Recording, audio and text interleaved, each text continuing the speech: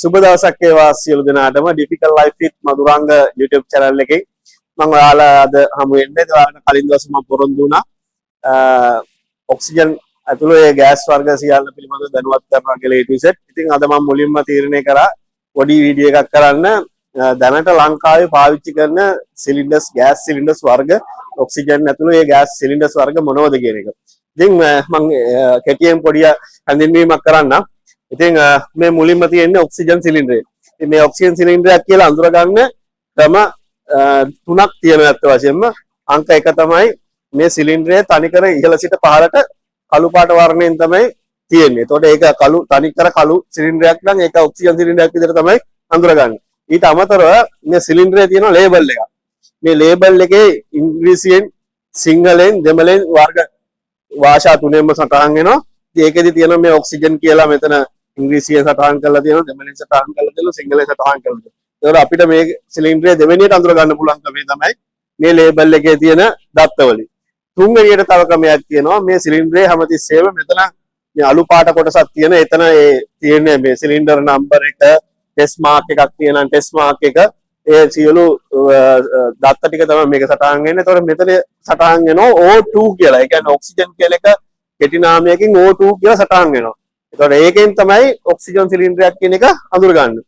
ඊළඟට මේ තියෙන්නේ නයිට්‍රජන් සිලින්ඩරය. නයිට්‍රජන් සිලින්ඩරයක් අඳුර ගන්න පුළුවන් ලේසිම ක්‍රමය තමයි මේක ඔළුව කොටස, හිස කොටස කළු පාටයි, යට කොටස කොළ පාටයි. ඒකෙත් මේ වගේම තියෙනවා මේ ලේබල් එකක්. ඒ ලේබල් එකේ සටහන් වෙනවා නයිට්‍රජන් කියන එක. ඒකෙන් තමයි දෙවෙනියට හඳුනා ගන්න පුළුවන්. ඊට අමතරව මේකේ අලු පාට කොටසේ මේ විදිහටම N2 කියලා කොටලා තියෙනවා. එතකොට මේ ගොඩක් වෙලාවට O2 කියන සිලින්ඩරේට ඔක්සිජන් විතරයි පුරවන්නේ. N2 කියලා තියෙනවා නම් ඒ සිලින්ඩරේට නයිට්‍රජන් විතරයි පුරවන්නේ. හේතුව තමයි මේ දෙකේ ගෑස් වර්ග දෙකක් තියෙන නිසා.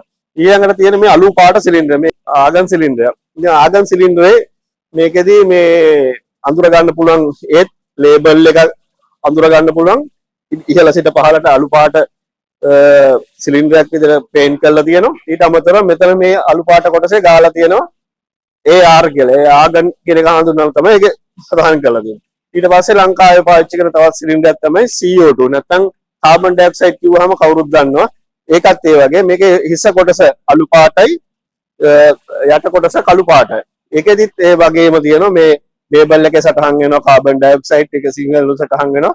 ඊට අමතරව මේකේ මේ සටහන් වෙනවා CO2 කියලා සිලින්ඩරේ කොටලා තියෙනවා. ඊට පස්සේ තවත් වැඩිපුරම ලංකාවේ පාවිච්චි කරන දෙයක් තමයි මේ මෙඩිකල් ඔක්සිජන් කියන සිලින්ඩරේ. මේකෙදී ඔක්සිජන් එකයි මෙඩිකල් එකේ අතර වෙනස අඳුර ගන්න පුළුවන්. මේකේ හිස කොටස සුදු පාටයි, යට කොටස කළු පාටයි. එතකොට මේ දෙකේම පවතින ඔක්සිජන්. නමුත් මේකට වඩා මේකේ පියුරිටි එක ගන්න පිරිසුදුභාවය වැඩි. හේතුව මේක රෝගීන්ට පමණයි වැඩිපුර පාවිච්චි කරන්නේ. ඒකට තමයි මේක පාවිච්චි කරන්නේ. මේකෙත් සටහන් වෙනවා ඔක්සිජන් කියන එක, මෙඩිකල් ඔක්සිජන් කියන එක ලේබල් එකේ සටහන් වෙනවා.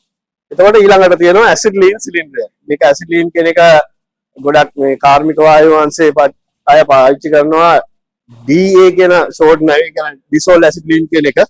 ඉතින් මේකේ සම්පූර්ණ සිලින්ඩරේ තමයි තියෙන්නේ මෙලුම්ටා එක. නමුත් මේවට වැඩිය පොඩ්ඩක් වෙනස්. මේකේ සිලින්ඩරේ හැඩෙත් වෙනස්. ඒකෙන් අපිට අඳුර ගන්න පුළුවන් මේක ඇසිඩ්ලීන් සිලින්ඩරයක් කියලා.